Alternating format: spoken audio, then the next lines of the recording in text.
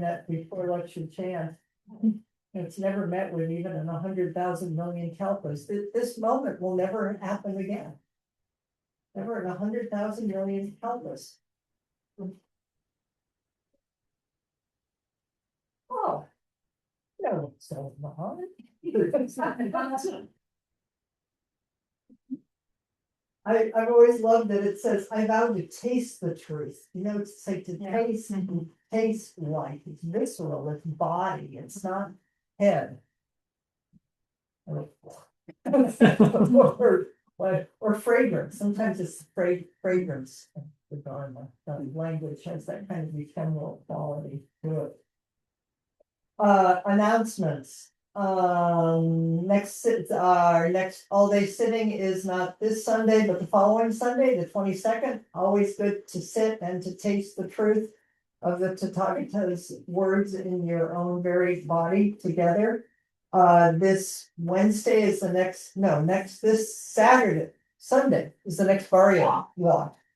Which is at the Sebastopol Flea Market. I'm really looking forward to it. I just feel like it's not like I couldn't go into these worlds on my own, but somehow going with a group of people with an intention to be with our neighbors and to for me, by my presence, to say I care matters. Plus it's fun. It's good to eat. And tonight is the precepts afterwards from 6:45 to 7:45. Anybody's invited to come. We jump in the middle and just keep going forever. And this time there's many different commentaries that I pull forward, but this one, Opening to Oneness by Nancy Mujo Baker, which is a relatively new commentary. I was kind of taken by it because we're talking about the three natures. The third nature is the non-dual, the oneness that is always here, right in the midst of the particular. But I'll just say a little commentary just in case you think you know what's going on with the precepts, or you got it down, or you'll never get it, or whatever it is that you do. Is this sixth precept is do not speak ill of others, or non-talking about others' errors and faults. We're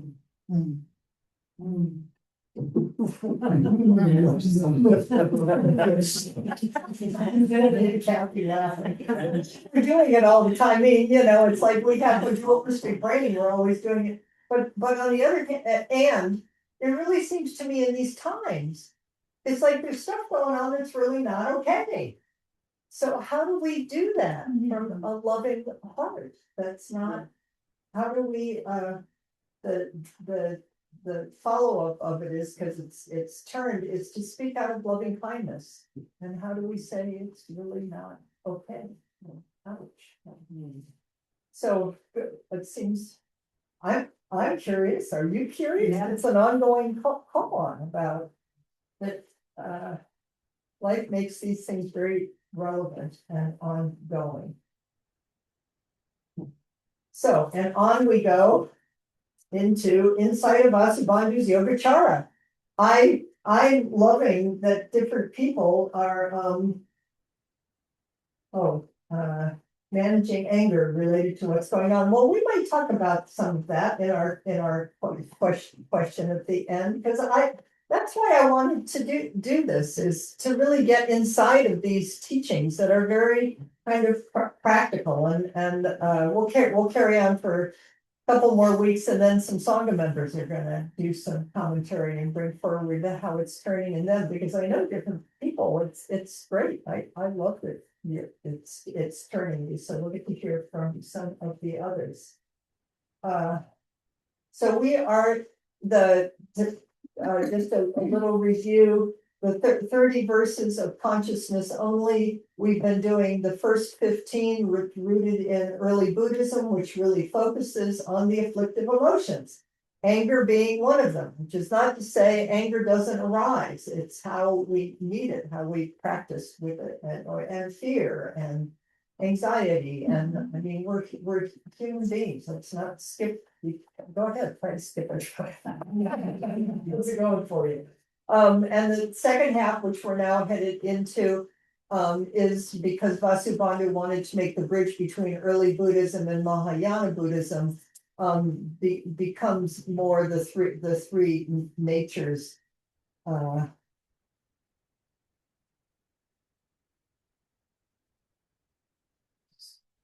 Which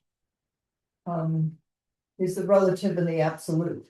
It asks us now even more clearly. This is a relative world. Don't skip it. Afflictive emotions, sit in them, know them, wake up in them for the sake of all beings. And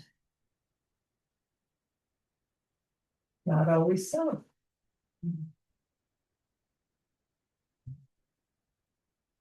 So I'm going to review some of what I did on Thursday, and then we're going to go forward. And then what my sister sent me, she's been from time to time studying, and I heard through the Sati Center, Bill Fronsdale, where he's a teacher, is they had a conversation between an Israeli who practices on the Israeli-Gaza border and a Palestinian. They're both practitioners dialogue, which we don't hear so much of, is people dialoguing across. And now we're in another really difficult, impossible situation. It's a beautiful little Dharma talk that I think makes these concepts very reasonable. So 17, we're on verse 17. Projection only. These are Ben Conway's little summaries. Consciousness.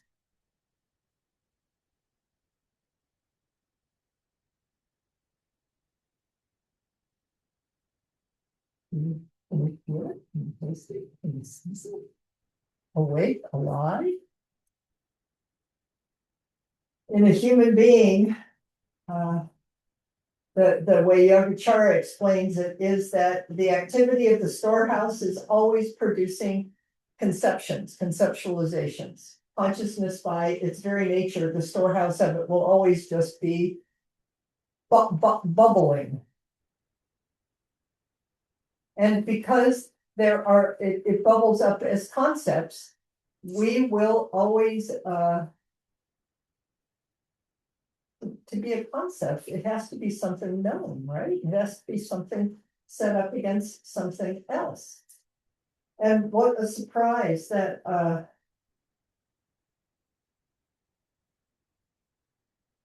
we only know what we know. Of course, most of the time we don't think we know it because it's all unconscious, but we still think we know what we know. Or we think somebody else doesn't know what they know. And we're always speaking about our faults and somebody else's faults. I mean, let's just be humble and real and tender, because that's where compassion comes from. It's like, oh my goodness.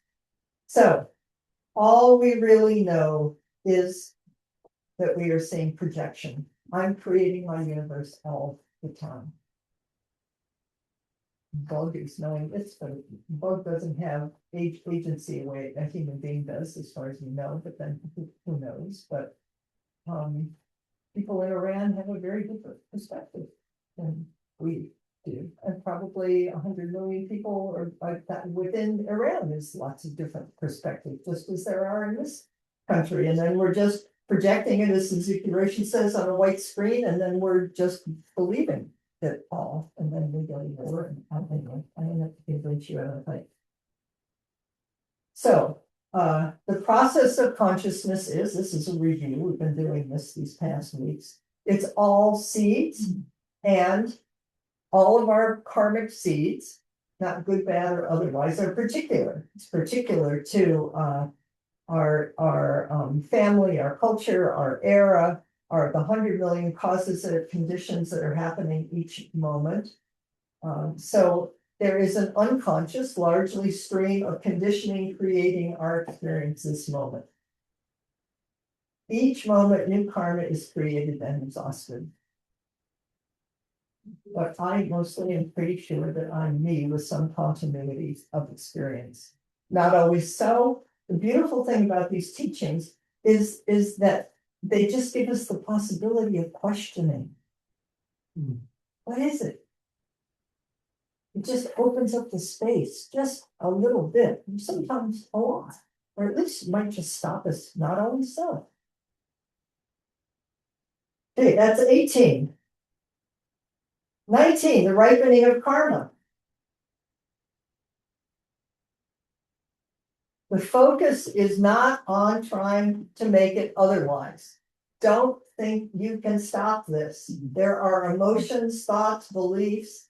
It's happening all the time and you can't put your finger in the dike. I'm so sorry. Yeah, but we can let go of grasping.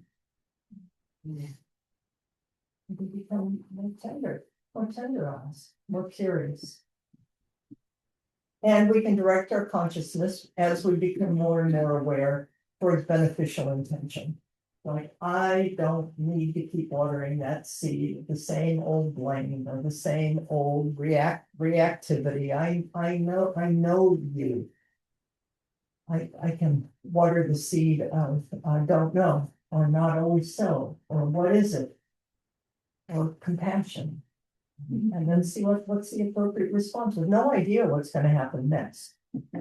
But we keep creating more beneficial karmic impressions and conditions for a more harmonious life and work. The three natures, it's what begins now with chapter 20, verse 20. Whatever thing is conceptualized by whatever conceptualization, it is of imaginary nature. It does not exist. Whatever thing is conceptualized by whatever conceptualization, anything you can thing this with, come up with, it's of an imaginary nature and therefore it does not exist. So first one is imaginary nature, which is the relative world, which is our projections, our beliefs, what we think we are, what we think the world is, our conceptual habits, the way we conceptualize. It's all projection. How's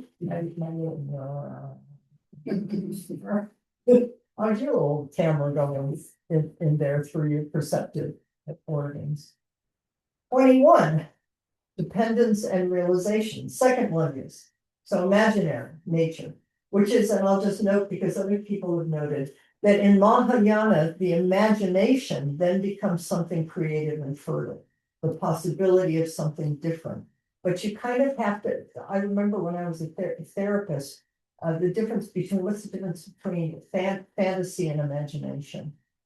In fact, fantasy is just kind of a step, like when a child is stuck in trauma, they'll often repeat a fantasy world, but there's no creativity. And creativity, or I know working with vets, trauma will often do that. The imagination just stops.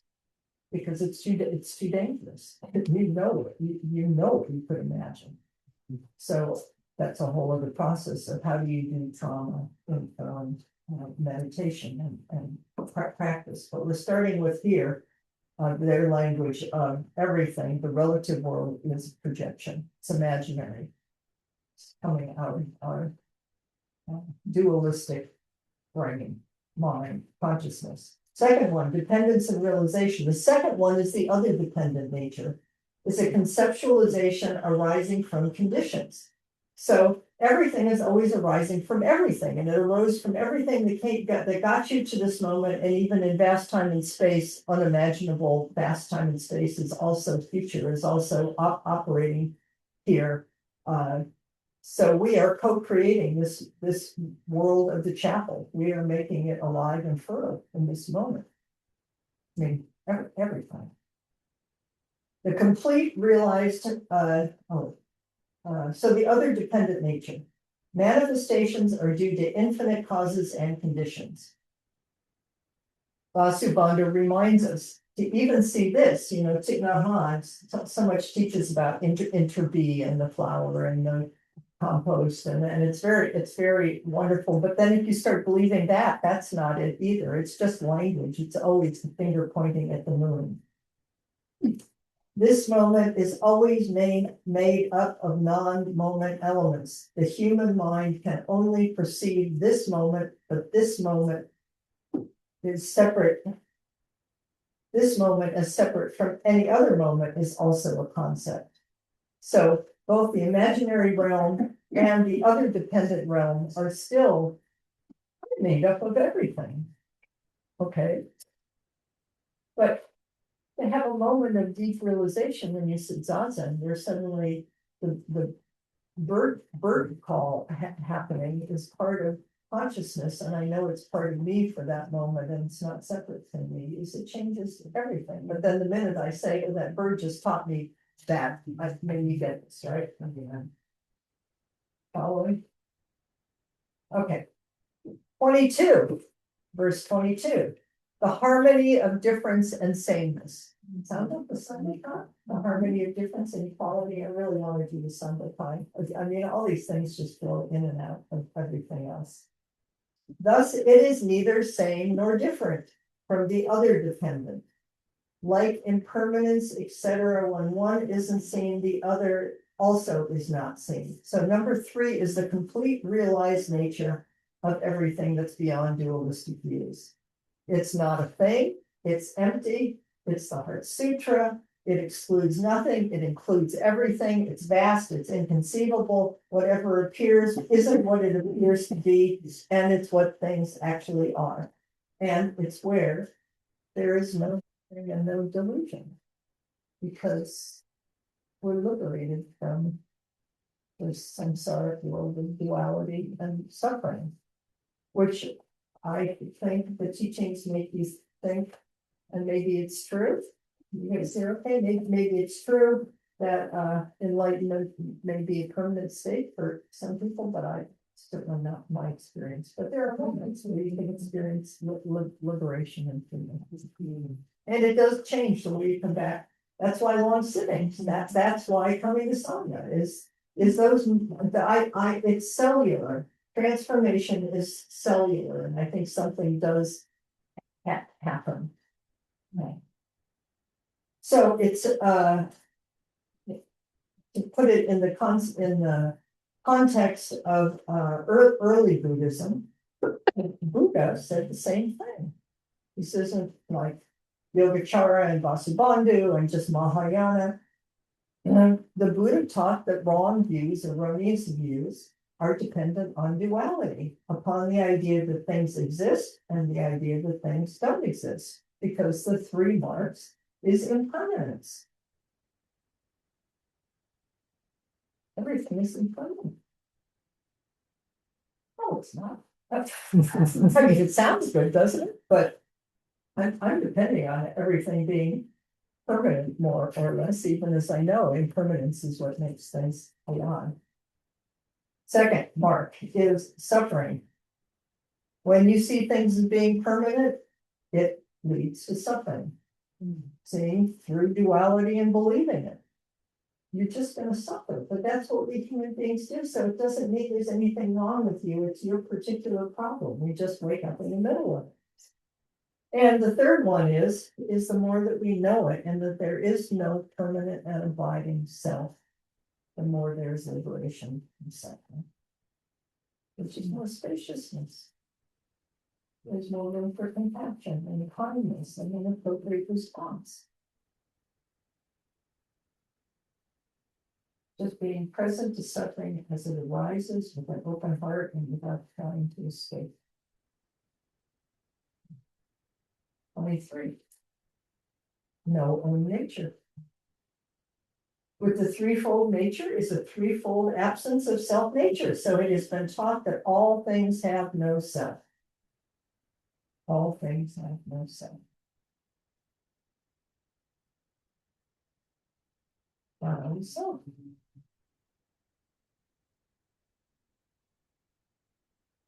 Believe it. Sounds good, doesn't it? Yes, that's why we sit. Zazen gives us a chance. We sit this self down on the self. We sit this small self down on the big self. And it is, we sit this small self down in the midst of the 100 million myriad things. And it remembers itself. Here we go, right? Here I am. But a little more porous, a little more awake, a little more alive. And 24, we will end today, but I still have more things I want to share. Three natures, all without self.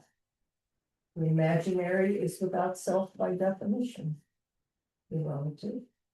The other dependent does not exist by itself. The third is no self nature. That is cut it off. So it must have just drifted off into, I don't know what it said, it must have just drifted off into a world of non-duality, but I'm gonna tell you what Ben has to say. His comment on his 24th verse. Oh, here it is. The third is no nature. That, oh, really? That is karma. That is karma. That's the end of that verse. Oh. Okay, here's Ben. Imagine yourself in a desert. Imagine yourself in a desert. The metaphor of a mirage is a classic Yogacara description of imaginary nature. Something occurs in our senses that we believe to be real, external, and desirable, and we pursue it endlessly. This is samsara. Sure, you may enjoy some of your time in the desert, but we spend a vast amount of our time working for things that don't actually promote our well-being.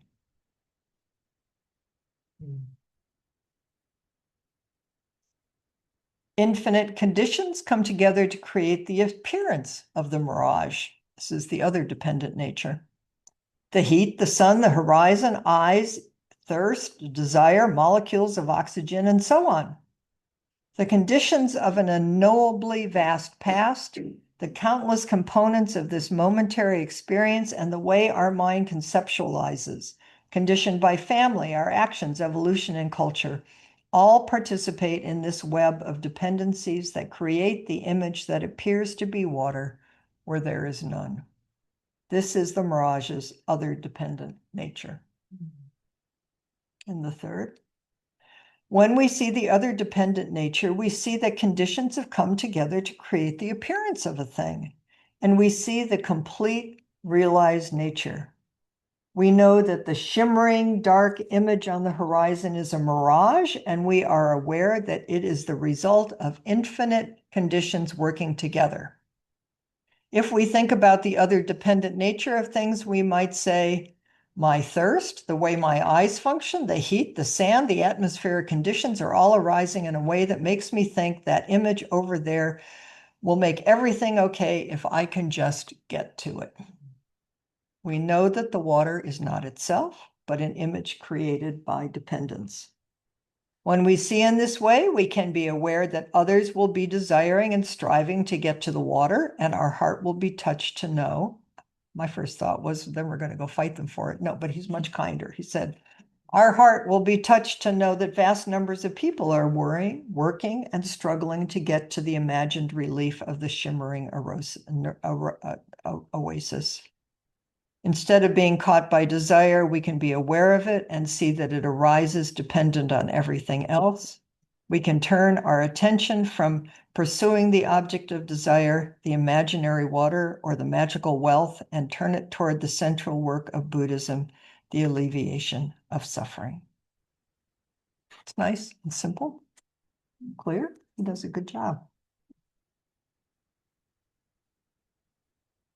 Okay, so here's one more example of, he wasn't writing about Yogacara, but it's always here. And I think he is, the three natures. This is by Israeli Buddhist teacher Stephen Fuldar. Been the front line for 5 decades on the Israeli-Gaza border and engaged peace coalition dialogue building through the Dharma. So, you know, real deal. He's doing the work. Not that we all aren't, but I admire. And this little talk is called The Winds of the World.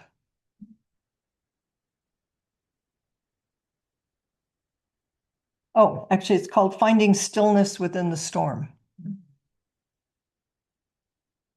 And this just came out. So he's clearly not just talking about Israel and Gaza. He's talking about this world. Here are some ways of remaining steady and aware during the current violent conflicts. First, our attention is stolen by many distractions, by the media and an overload of information. We need to reclaim that attention so that there is a freedom to focus on what's important. That may involve minimizing the tsunami of stimulation. Pay attention in this relative world, what you let in to your body, heart, and mind. Second, life is greater than us. See life now in the buds of spring. See life everywhere. We can trust life, which may have more intelligence than we have. The interdependent nature of everything. The planet will keep going despite what we do, at least for the time being. That was me.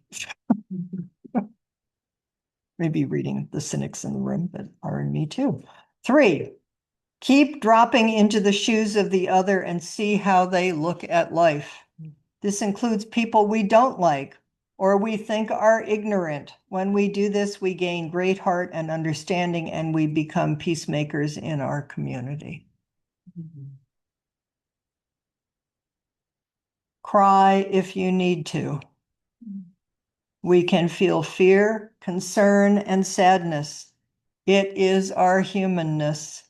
We let the emotion without building stories or narratives. Feel what you're feeling without building stories and narratives. Come down from the need to fix things. From the beginning of time, all beings have been killing each other and also caring for each other. When we see how all of us are so easily swept away, let compassion arise naturally. Compassion can be with us all the time as a great caring for this precious life. You have to see how I, we, you, all of us are swept away so easily. Said this before, but I remember Richard Baker, my first teacher, saying, everybody's nice till they're backed into a corner. I have no idea how far my niceness will extend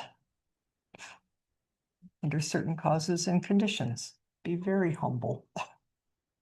The big picture.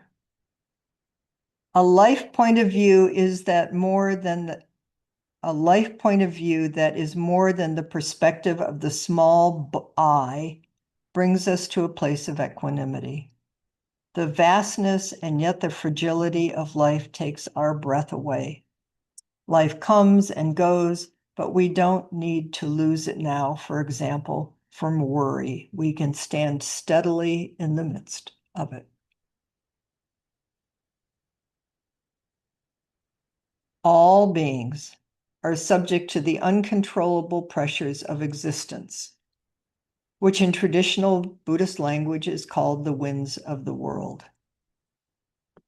We respond by a constant struggle to survive and control what disturbs us. Consciousness becomes sucked into the effort to control, which ultimately fails because life is as uncontrollable as the wind. Meditation shows that we cannot control the arising of thoughts, experiences, emotions, and instead we can allow things to arise and pass naturally. The Buddha's response to this either or, seeing in dualities, was to teach the sublime Dharma that we and our experience of the world are being built dynamically in every moment by a vast network of causes and conditions. Sound familiar? We sing the world into existence. We discover how the experience of the world and ourselves are being built together and are actually one. The closing paragraph. We can surrender to the big picture and the mystery of not knowing the answers and rest in wonder. We witness the changing display of appearances and hold the whole thing as lightly as possible. Then we act from that place. We go out and sow the best seeds that we can. Yogacara, there it is. And feed and care for and look after ourselves, others, and the world. A bodhisattva is essentially a farmer. Nice, huh? I'm always so glad to find and read. I mean, what we all have to say is really important, but when it's like why I wanted Thich Nhat Hanh. He lives in hell realms. People who have, I mean, we all have our own hell realms, but some people have been asked to live more closely to hell realms, and that's frontline reporting. So I trust it. So how about you guys? Frontline reporting. I thought I'd read.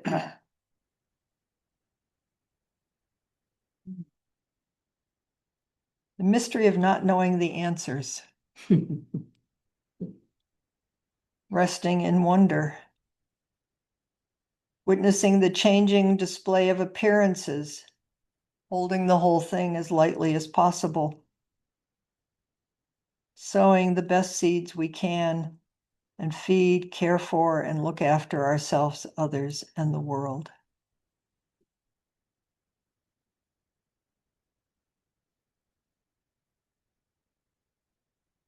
It's called practice. And practice actually requires a really deep honesty, but not judging. We're not standing outside of ourselves, wagging our fingers at ourselves, but maybe bring forward one way, maybe even small.